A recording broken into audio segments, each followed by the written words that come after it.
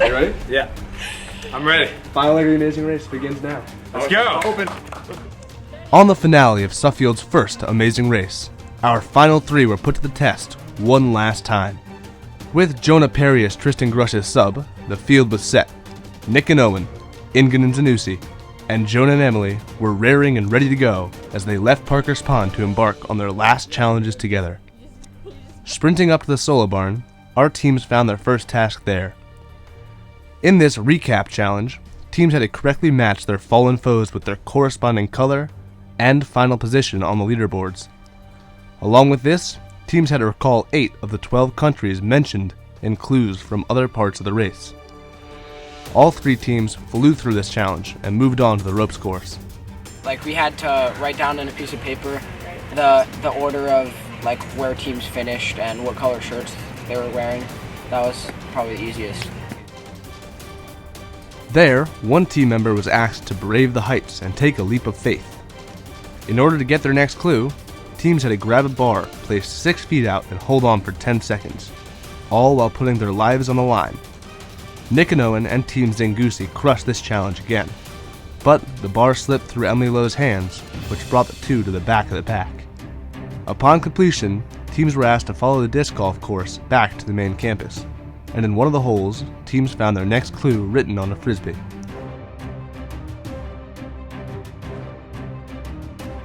Next, teams went to Kinney Court, where the whole race began.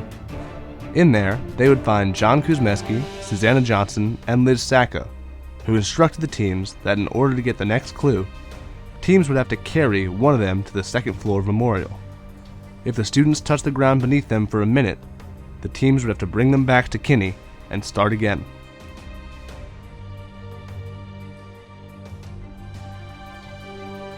Carrying John Kuzmeski all the way from Kinney Court to Miss Andresiak's classroom on the second floor of Memorial. That was like being in Mortal Kombat. He put the team on his back. Teams then made their way to Tisch Fieldhouse, where they were given a throwback challenge.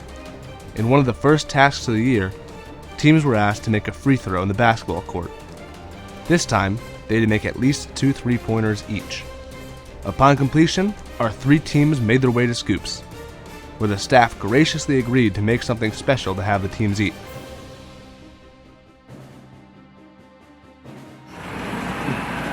I can't believe we're being challenged to eat ice cream.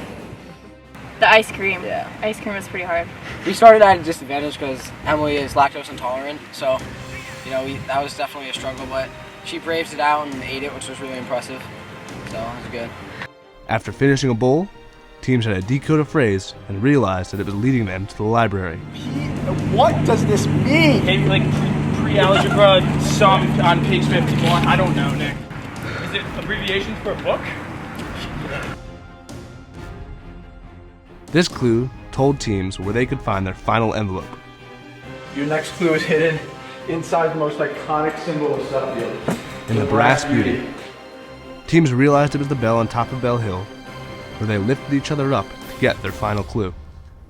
In a race to the finish line, our power couple emerged victorious as they retained the lead throughout the leg, winning them $200 each.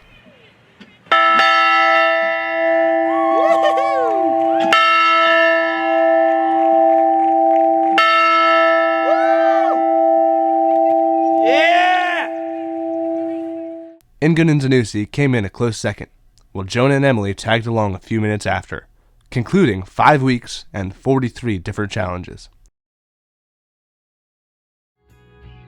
I had a blast. Greg put so much effort into it. Yeah, this was Ray awesome. reminds me of Jacques Cousteau mixed with Fergie and Jesus, because he's like a savior with a beautiful voice, Jesus and Fergie, but at the same time, he's a wonderful explorer that just likes to go out and do his own thing, like Jacques Cousteau.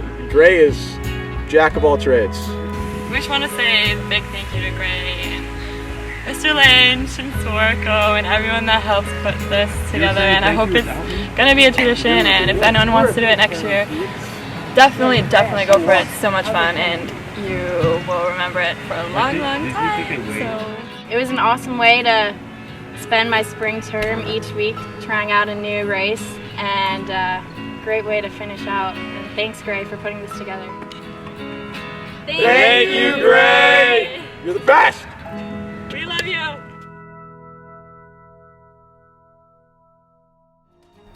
The first installment of Suffield's Amazing Race has officially ended.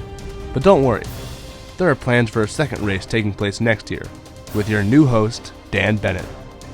Join us in the new Suffield tradition next year as we figure out who will fail and who will prevail on Suffield's Amazing Race.